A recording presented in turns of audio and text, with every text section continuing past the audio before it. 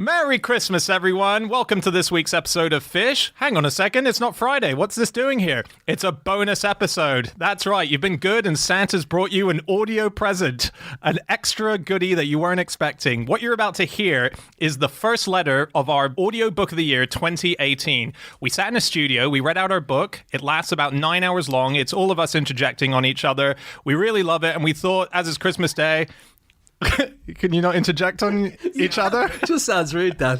Just sounds rude. Okay. So yeah, we were in the studio. It was a long, hard session of us constantly interjecting all over each other. Shall we just say on with the show? Well, it's the letter A, and then buy the rest of it. Okay, on with the show. A, in which we learn why flies can't fly with American Airlines, whose reputation might be tarnished by working with the White House, who bought Russell Crowe's jockstrap, how to tell your astronauts from your astronauts, and why the Belgian army are such mummy's boys. AA. Okay, we're starting the book with AA. Good place to start. No Aardvark news this year. That's tragic. But we found quite a lot of AA news, didn't we? Too much, I would say. Okay, here's one. American Airlines, which is an AA, they banned passengers from travelling with emotional support insects. Did that affect many people? No, probably not even that many insects either, right? Yeah. I don't know how emotionally supportive insects can be. So American Airlines, they changed their rules on emotional support animals this year, and that means that insects now prohibited, along with any animals with hooves, any emotional support amphibians, emotional support ferrets, emotional support hedgehogs, and the move was a response to an 84% rise in urine, feces, and aggression-related incidents involving animals since 2016. Well, they're going to need to ban me if that's the problem then. We found more AA news as well, but we found AA news about the Alcoholics Anonymous. Oh, yeah? So there was a man who bought the original Alcoholics Anonymous document, and he did so, and then he waived his anonymity in order to help alcoholics. Wow, so he's no longer anonymous. He's not. So there's this founding book of Alcoholics Anonymous, which is from 1935, and this year it was sold at an auction in Los Angeles for $2.4 million, and it gets called the Big Book because it's very big, because its paper is very thick. And the man who bought it was the man who owns the Indianapolis Colts American football team, and he's been battling his own addictions over the last few years. He's called Jim Irsay, and he decided to go public, and he said that he would make a cabinet for the book and display it for part of the year at Alcoholics Anonymous's headquarters in New York in order to help inspire alcoholics to give up drink. Oh, what a nice story. That's very cool. Another AA. The first AA that springs to mind, really, is the AA battery, right? And this year, scientists invented a battery that never runs out, ever. So it's AA size. It was created by Osseo, a wireless technology company that's based in Washington State. And it's called Forever Battery. It comes with a transmitter that constantly keeps it fully charged via Wi-Fi-like waves. So just in the air. The air charges it. You are an expert in this kind of technology, Ella. Of Oh, course, absolutely. I practically invented it. Although it has to be that the battery and the transmitter are within 10 metres of each other. It's a small caveat. It's in the small print. But the hope is that one day these kind of setups will be available in every single home. That'll be good. Wow. There's one final AA, which is that the Automobile Association found that there was one breakdown they couldn't fix. A former executive chairman at the Automobile Association sued the company for wrongful dismissal after he was fired for gross misconduct. He said he was stressed and overworked when he got into a fight with a colleague and that the company had no regard for his mental well-being. So, essentially, his argument appears to be that the AA couldn't deal with his breakdown. Are they using that on their advertising in future? There's only one breakdown the AA can't fix. And it's your emotional breakdown. Advertising. Roger Federer lost the rights to his own initials. So this is the RF logo, which if you've ever watched a tennis game in the last 15 years, you'll know he has sort of embroidered into his shirt in kind of gold. And it's owned by Nike. And they've been his sponsor for 24 years. But this year, he's switched allegiance to the Japanese company Uniqlo. However, the initials are still owned by Nike. And so he now has to reach an agreement with Nike to get them back because, as he put it, they are my initials, they are mine. which is almost fair enough. But he can draw comfort, Roger Federer, from the fact that Uniqlo is paying him $300 million just to wear their clothes on court over the next 10 years. While Uniqlo and most other advertisers are hoping to maximise their public exposure in ways like this, the company that makes Skittles produced an advert this year that will only ever be seen by one person. That's teenager and Skittles fan Marcos Menendez, who, as a publicity stunt, was shut in a room and shown an advert that was made specially for him while his reaction was streamed live on Facebook to thousands of viewers. He revealed afterwards what was in the advert that only he saw. Apparently it featured Friends star David Schwimmer shooting lasers from his mouth at Marcos's mother and turning her into Skittles. Cool. So it seems pretty great. Another company that was probably a bit less happy with the way its goods were being advertised was tea manufacturer Twinings. So Twinings complained to the Advertising Standards Authority after Poundland decided to publish a tweet. This was last Christmas, and the tweet showed a naughty elf squatting over a female doll and holding a Twinings tea bag above her face. That is naughty. Yeah, the accompanying caption on the tweet read, "How do you take your tea? 1 lump or 2?" So, yeah, the Advertising Standards Authority ruled the ad was irresponsible, but hilarious. Meanwhile, the truth of that old advertising mantra that sex sells was demonstrated in the monkey world this year. So a group of male macaques was shown pictures of either dominant male macaque faces or subordinate male faces or female macaque hindquarters. Bottoms, alongside logos of brands like Pizza Hut and Adidas. And the macaques showed a very clear preference for the logos they associated with the hindquarters. You wrote this article, didn't you? I did, yes. And you chose to use hindquarters. That's what I call them. I was just dumbing it down for the masses. Advice. The government advised people being deported to Jamaica to put on a Jamaican accent. Labour MP David Lammy drew attention this year to a leaflet given to British residents being deported to Jamaica, published when Theresa May was Home Secretary. As he pointed out, it included such tips as, try to be Jamaican, use local accents and dialect. And the pamphlet's existence came to light during the Windrush scandal, when it was revealed that hundreds of British subjects who had arrived in the UK between 1948 and 1970 had been wrongly detained, denied legal rights, lost homes, jobs and benefits, and in at least 63 cases had been deported, even though they had originally been given an automatic right to remain permanently in the UK. And to make matters worse, the government had destroyed all their landing cards back in 2010 to cut back on stored paperwork, so the Windrush generation had no way of proving their status. That was some bad advice. More bad advice was in preparation for the World Cup, where Argentina's Football Association issued a manual to its players and officials that contained a chapter on how to pick up women while they were in Russia. Tips included, make sure you're clean, smell good, and dress well. Is that bad advice? That's great advice.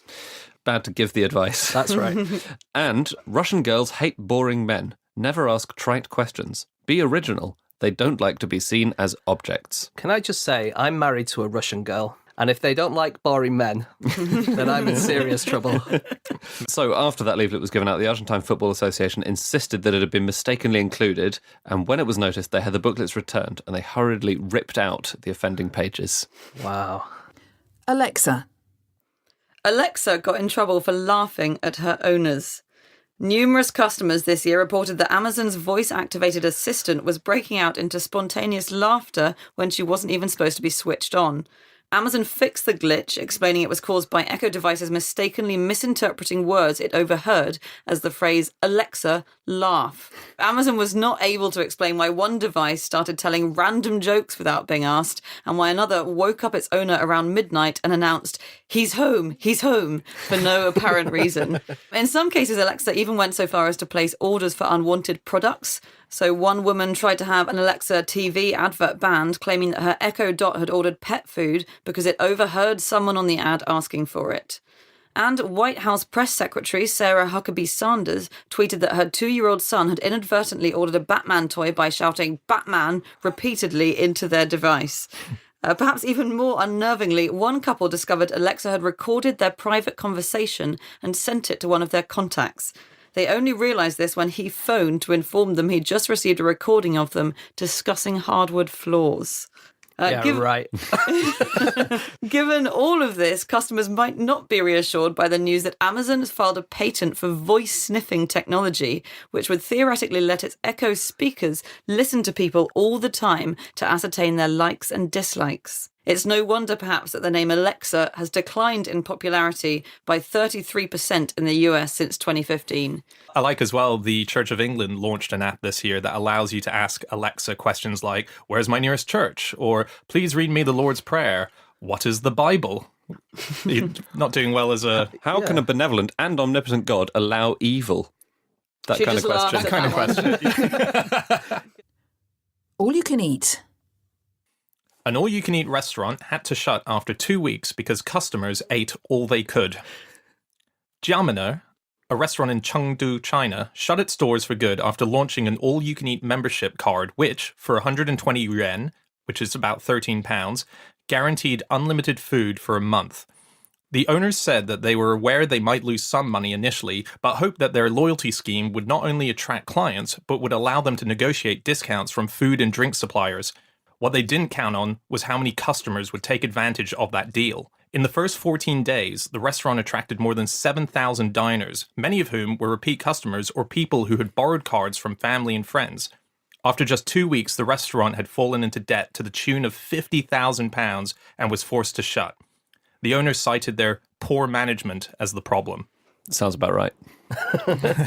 They also had a problem at Brighton's Big Cheese Festival this year. Did you see that? Oh, yeah. They ran out of cheese. They said it was due to the bad weather, which meant that the traders couldn't get there. But one person wrote on social media, was expecting more cheese. And someone else said, I'd rather have gone to the supermarket. Less queues, more cheese. And a couple of months after that, I think, didn't an all-you-can-eat pizza festival in Notting Hill run out of pizza? Who wants to go to an all-you-can-eat pizza festival? Who can eat more than one pizza? Well, 2 people on this table could. Yeah. We're not going to specify which. Who can manage more than half a small pizza? Animal races. A snail racing competition was postponed because the snails were too sluggish. Now, that's their words, not my words. That's not me trying to make a terrible joke. That's the snail's words. They apologised afterwards for being too sluggish. Sorry, guys. Post-race interview. So this was a race that was due to take place in February at the Dartmoor Union pub in Plymouth. But the organisers went to the pet shop to collect the snails and they were told that the cold weather had made them extra sleepy. This pub probably should have taken some advice from the organisers of the World Snail Racing Championships, which always takes place in July in Norfolk. Now, they use a special damp cloth to keep their snails happy. The human competitors in that one, though, they don't always show the same compassion. The owner of the winner this year, Joe Waterfield, said, I pulled him out this morning and told him if he didn't win, I would squash him. Also, what a fix that the World Snail Racing Championships always takes place in Norfolk. FIFA could learn a thing or two from these guys. I think the next one is in Qatar, actually. So the animal race with the youngest participants this year was definitely the Great Hi-Hi. Hi-Hi? Hee-hee. Ho-ho. The Great Hee-hee Sperm Race, set up by a New Zealand charity to raise money for the hee-hee bird, which is an endangered yet relatively unknown species. Sperm samples were taken from 4 different hee-hee colonies, and people were encouraged to place a $10, that's 10 New Zealand dollar bet, on which of the samples would swim the fastest. According to the website, the male with the fastest sperm was CP11870 from Tiritiri, Matangi Island, also known as the male who was famous for his natty pink leg bands, but secure in his masculinity. Wow. Sorry, the sperm had pink leg bands. No, so it was the hee-hee bird who had the fast sperm, who Got also it. had leg bands, who was also secure in his masculinity. So Got was the sperm with the name? I don't know what his legs are like. But is that his name or is that the hee-hee bird's name? CP118. The bird is called CP11870. Oh, not the sperm, because then they would have to name Every sperm. and Yeah. that's even just announcing the race. You get the racers would take. You get Very baby long name time. books. I don't think you get sperm name books. Antarctic. Every minute, the Antarctic loses enough ice to keep the UK in slushies for an entire year. In fact, in the time it took me to read that sentence, Antarctica lost 12 Olympic swimming pools worth of ice, with more than a gigaton, that's 1 billion tons, of ice disappearing every 2 days. What? I know. How much ice is there then? There's so much ice. There's more than that, thank goodness. Yeah. I don't know exactly. But we're not going to run out in like 6 days, which means there's so much ice. I'm not like saying this is a like anti-climate change piece. It's like that thing about how they say that a rainforest the size of Wales disappears every year from Brazil. And they've been saying that since at least I was born. So that's a hell of a lot of rainforest, isn't it? Yeah. You guys are really coming across as strong deniers at the moment. Well, things are getting worse, actually, because according to a study published this year, the Antarctic is losing 3 times more ice than it was as recently as 2012. And if that wasn't bad enough, we've also recently discovered there's a volcano going off under the South Pole, which is only adding to the effects of which is only adding to the effects of climate change. But there was better news for the Antarctic this year. Researchers discovered a super colony of 1.5 million previously unknown penguins on the Danger Islands. Whoa. After noticing streaks of penguin poo in NASA satellite imagery of the islands. Do we not know about them because we were too afraid to go to Danger Island? I think so. Makes sense. Yeah, because we had to cross the River of Doom. And until now, it was thought that this particular species of Adelie penguins was on the decline, but population levels are, in fact, relatively healthy. And one other good piece of Antarctic news came in the form of the first ever harvest at the South Pole.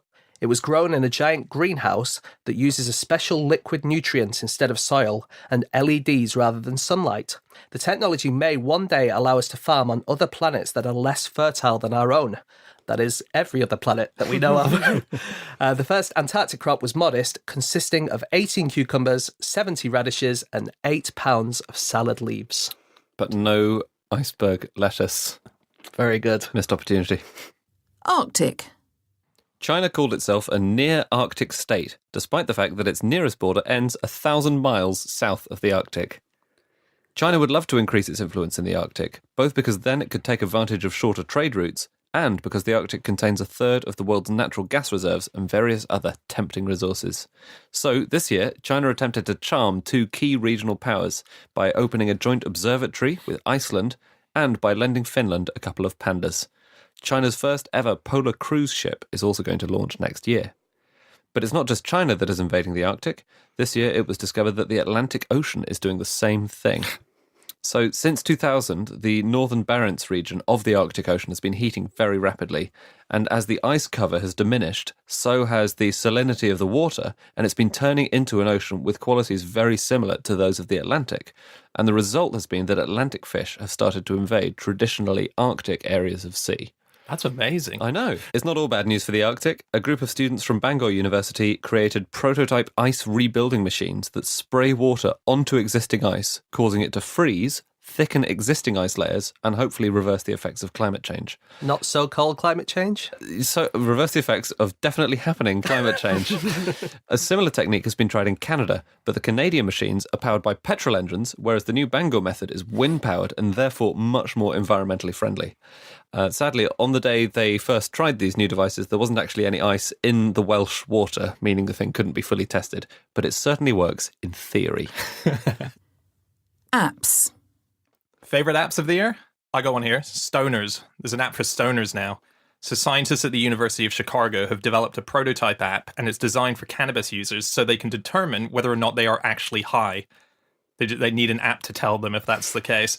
Am I Stoned, it's called, assesses the effects of the drug on cognitive ability by providing the users with a series of tasks to test their memory, reaction time, and attention span. Dan was distracted by a bee in the studio a second ago. Is that for use at parties? You know, when people sort of take a toke, but they don't inhale because they're a bit too scared to when you're 14. And then you get this app out and you test if they're really stoned. When you're 14 or when you're Bill Clinton.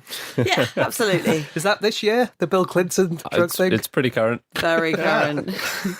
I really like the app for people who want to become fathers that came out this year. It's this app called Yo, and it's an app that allows men to check their sperm count without having to see a doctor. It comes with a slide slide on which men can place a drop of their semen, and the app takes a picture of the deposit, analyzes it, and assesses whether the sperm count is normal. And when you say slide, we mean like a microscope slide, don't we? Yes, not a playground slide. Incidentally, James isn't allowed in any playgrounds in the Greater London area. Okay, here's a couple of apps. Glance Love and Wink Chat. Okay, they're dating apps. Do you fancy one of those? Anyone? Yeah, Well, you are in a relationship. that's right. I'd like to correct my answer. Well, maybe you wouldn't, because they were actually built by Islamist militant group Hamas. Basically, in this app, you would pretend to be an attractive young Israeli, and then an Israeli would download the app, and then you could install malware onto their phone and steal data. They also built another spying program for the World Cup. It was called Gold Cup, but actually one senior Israeli Defense Force officer said it was actually very good. Oh, that's nice. I've got one. This is for people who have stomachs. So it was developed by Australian scientists. It's an indigestible electronic pill, and you swallow it, and then it's paired with a pocket-sized receiver and a mobile phone app. And what the app allows you to do is track your fart development in real time as it passes from the stomach to the colon. And it's not just for leisure use, it is actually for scientific use. It's to collect gut data and to give us a better understanding of which foods cause digestive problems. So can you see if you're in a sort of a very, let's say, A lift. a work environment, can you check it and go, oh God, I've got one coming in 10 seconds. I can see it approaching the door of my body. I think we call it the door to the hindquarters. Is it, can you get it right to the point? I'm not sure it's that good yet, but you never know. Maybe the 2.0 version will be good enough. Ardern, Jacinda. New Zealand's Prime Minister gave birth to a Prime Miniature. This year, Jacinda Ardern became only the second world leader ever to have a baby while in office. The other was Benazir Bhutto back in 1990. Ardern gave birth to her daughter on the 21st of June. Now that coincidentally is Benazir Bhutto's birthday, so that's a nice connection. Ardern then took 6 weeks of maternity leave. Ardern first discovered she was pregnant with the Prime Miniature, as the baby was dubbed on Twitter, only 6 days before she became Prime Minister-elect, and barely 2 months after she'd been handed the Labour Party leadership.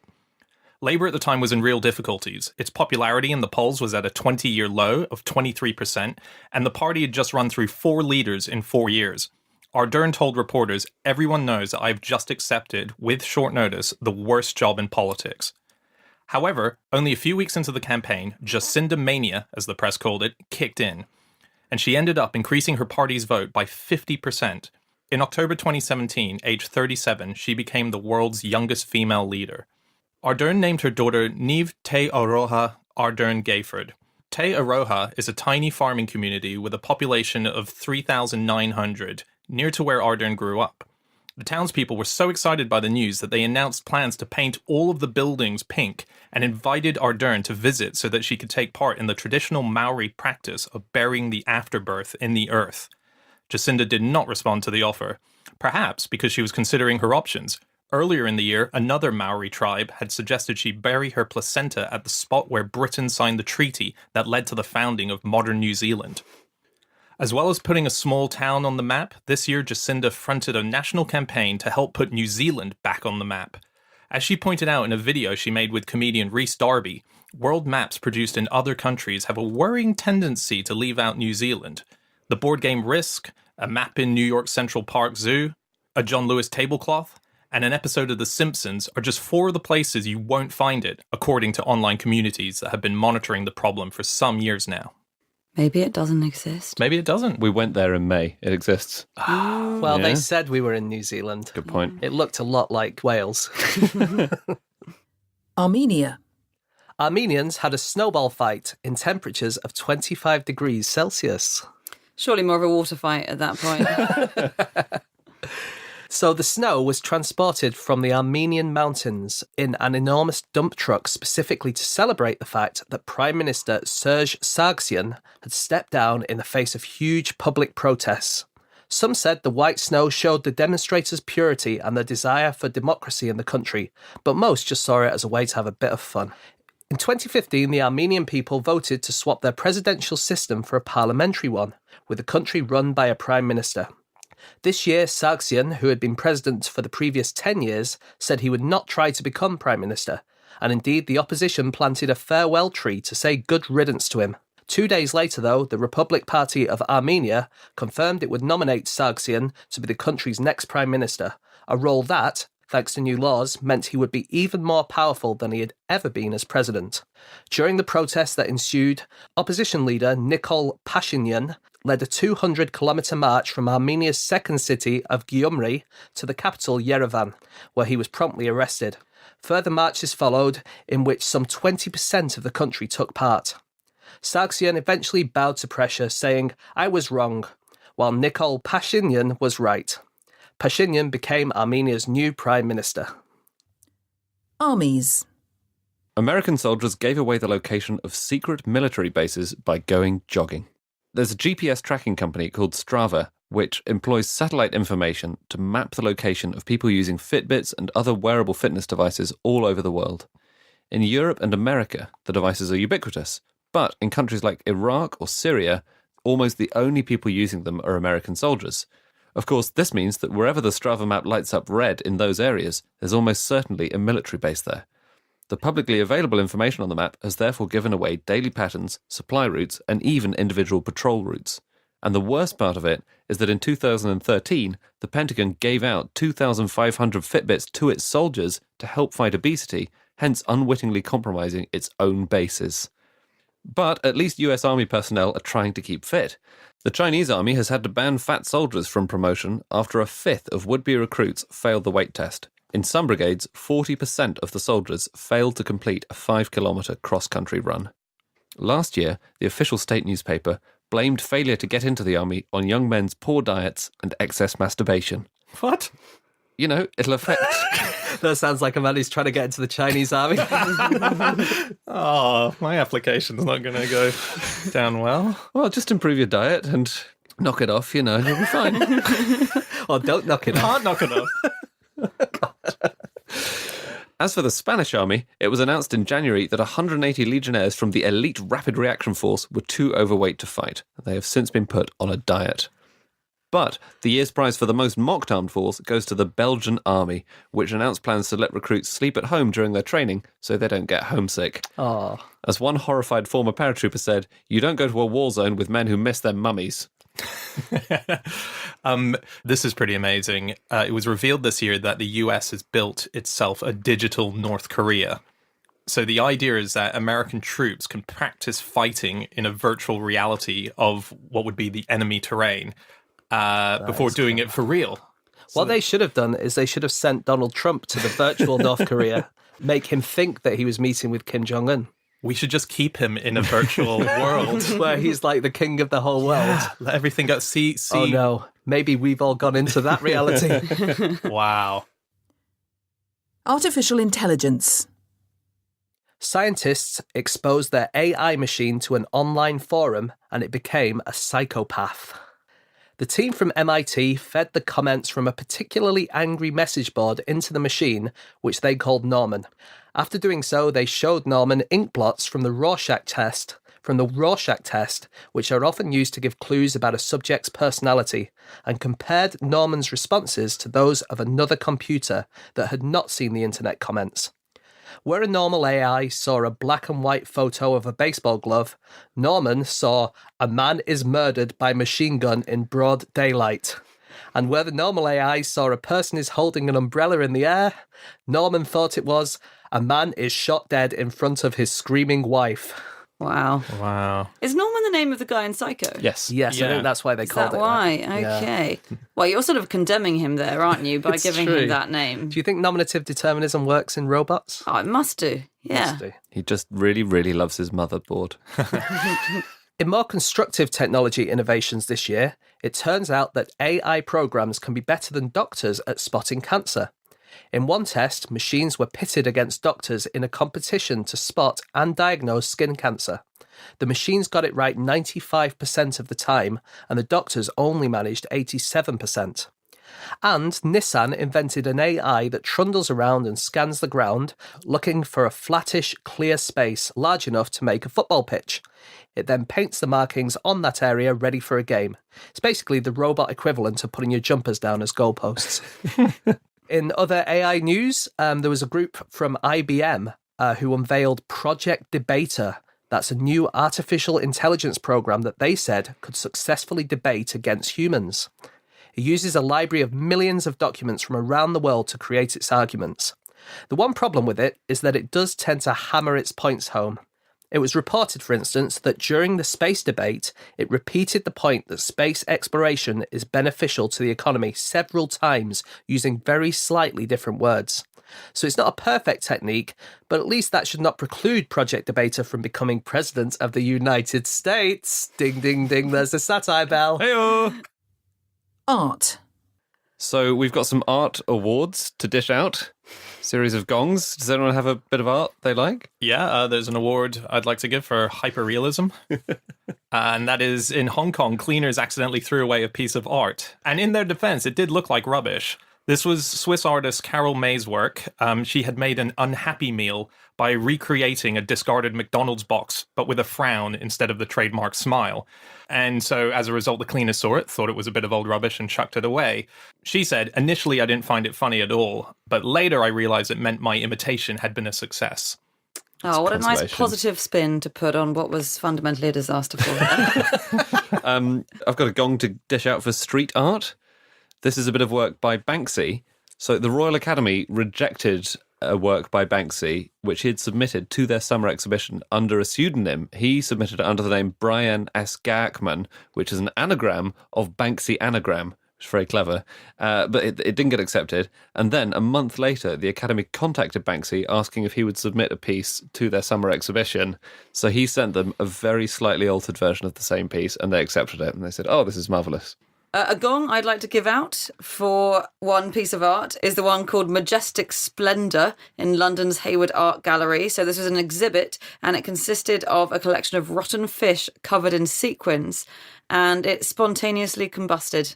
A fire broke out in the gallery. Wow. It set fire to itself. How does that happen? If anything rots, it does make heat, doesn't it? Yeah, it does. So it must be that. Compost heaps, they sometimes spontaneously combust. They Ours do. once did that. It was really exciting. It's like a bonfire that you don't need to make. And great. for more on that, you can hear the audiobook Tales from the Compost Heap by Anna Zavinsky, Canongate 2020. Here's an award for performance art that we want to give. This is Australian artist Mike Parr, who had himself buried alive in a steel box under an open road for 72 hours to symbolise the burial of Aboriginal history. Unfortunately, the chief of the Tasmanian Aboriginal Centre wasn't exactly impressed. He said, "The idea of our Aboriginal history being hidden is a valid point. The most effective way of bringing it out is not climbing under the road." Asteroids. Scientists concluded that birds escape death by asteroid thanks to their inability to fly. According to a team of evolutionary scientists, the fossil record shows that the asteroid that wiped out the dinosaurs 66 million years ago destroyed so much tree life that all flying birds who lived in trees died out. This meant that only the flightless, ground-dwelling, emu-like ones survived, and those survivors must therefore be the common ancestors of all birds today. Birds didn't relearn to fly until thousands of years later when the forest returned. This year, to avoid being hit by giant asteroids in the future, Russian scientists blasted tiny, centimetre-wide rocks with lasers, simulating the effect of nuclear bombs. They hope to be able to scale this up to work on asteroids that are even wider than an inch in future. Not to be outdone, NASA announced plans for an 8-ton spaceship called Hammer, which will be able to push an asteroid out of the Earth's path. Japan also deployed asteroid striking technology, but for different reasons. Its Hayabusa 2 spacecraft, which has spent the last 4 years travelling through space, arrived at its target, the Ryugu asteroid, currently located about 200 million miles away between Earth and Mars. The plan is that next year, Hayabusa 2 will release a projectile that will smash into the asteroid at a mile a second, making a crater that will be filmed and beamed back to Earth so that astronomers can better understand how craters are formed. According to one scientist, the Hayabusa 2 projectile is a kinetic impactor, which is what we say in polite company when we don't want to say the word bomb. Look out, he's got a kinetic impactor. Astronauts. NASA sent a man with a fear of heights to the International Space Station. Astronaut Andrew Feustel, who flew up to the ISS in March, confessed to this mild phobia not long before leaving on his 6-month space mission. Fortunately, his fear of heights doesn't affect him too badly when he's 250 miles above the planet. But it is there, he said. 3 months into his mission, Feustel became the commander of the ISS, and while on board conducted over 250 science investigations and technology demonstrations. He also started a band called Astro Hawaii, which featured 5 of the ISS's astronauts and cosmonauts. Their instruments included 2 guitars, 2 flutes, and an improvised drum, which was actually a metallic unit that stores all of the Russian cosmonauts' feces. In other astronaut news, the world said goodbye to 2 Apollo moonwalkers. In January, John Young died. He was a member of the Apollo 16 lunar mission, and was not only the 9th person to stand on the moon, but also sparked a review into the safety of crumbs in space after he sneaked a corned beef sandwich up there. 5 months later, we lost Alan Bean, who, as well as being the 4th man to stand on the moon, was also a painter. Buzz Aldrin will call me up sometimes, Bean once said, wanting to talk about space stuff, because he's really into space stuff. And I said, quit talking to me, Buzz. I'm not an astronaut anymore. I don't call you to ask you what colors to paint these things. Meanwhile, in India, a father and son were arrested after conning a businessman out of £160,000 by pretending to work for NASA. The pair successfully convinced the man they had invented a device that could generate electricity from thunderbolts. They even performed a demonstration for him in silver spacesuits. After the businessman realized he was being duped by the pair, the police were called and the astronauts were arrested. Nice. Thank you very much. Attorneys. Numerous lawyers refused to represent the US president for fear he'd damage their reputation. When Donald Trump's lead attorney John Dowd resigned over a disagreement with his client, the president hunted for a replacement to represent his interests in the Robert Mueller-led investigation into alleged Russian meddling in the US 2016 election. However, a number of lawyers who were approached later said they turned the offer down because they were concerned that defending him might damage their professional reputation. According to Ted Boutrous, one of LA's top lawyers, Trump is a notoriously difficult client who disregards the advice of his lawyers and asks them to engage in questionable activities. Trump was eventually left with only 2 lawyers on his legal team, Ty Cobb and Jay Sekulow, neither of whom came from traditional law firms. Eventually, the former mayor of New York, Rudy Giuliani, joined the team. He's had dealings with Donald before. A video from the year 2000 resurfaced this year showing him at a charity event dressed as a woman and calling Trump a dirty boy for touching his fake breasts. That doesn't sound like the president I know. Also, we should add the fake breasts were sort of part of the bra. Rudy Giuliani doesn't have actual fake breasts. Right, he hasn't had breast implants, Yeah. is what you're saying. Yeah, he was just dressed up. Yeah. The breast-touching video was not the only problem with Trump's new lawyer. The DC Bar website lists Giuliani as an inactive attorney, meaning he's not licensed to practice in the District of Columbia. Consequently, should Trump ever have to appear in court during the Mueller investigation, his own lawyer won't be able to attend. Lawyers and breasts met again this year when, owing to a computer malfunction, every single lawyer in Utah received a photo of a woman's naked breasts. Can I just interrupt you just for a second, just to say lawyers and breasts met again? Best sentence in the book. Thank you. That's my vote. Agreed. The Utah State Bar sent an event invitation to all of them and somehow managed to attach the image by mistake. But despite technological hiccups, courts increasingly rely on machines to replace humans. For instance, the Serious Fraud Office in the UK announced they'd be using evidence-sifting robots on all their casework in future, since one robot can scan more than 500,000 documents a day. Auctions. Russell Crowe held an auction called The Art of Divorce on his wedding anniversary. The auction, held at Sotheby's, Australia, included a car used on the day of Crowe's wedding and some jewellery that once belonged to his ex-wife Danielle. Crowe said the reason he had decided to go ahead with it was that he was keen to try and turn something bleak into something joyful. The auction was streamed live on Facebook and lasted 5 hours, during which time members of the public were able to bid on 227 lots that also included a leather jockstrap and a life-sized rubber horse.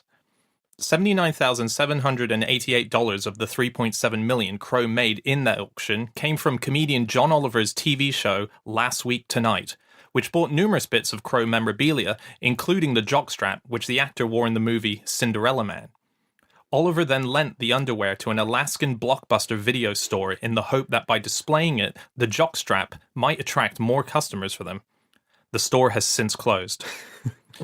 A joke feud then broke out, with Crow returning the gesture by using the $79,788 to fund a ward at Australia Zoo's Wildlife Hospital to treat chlamydia in koalas.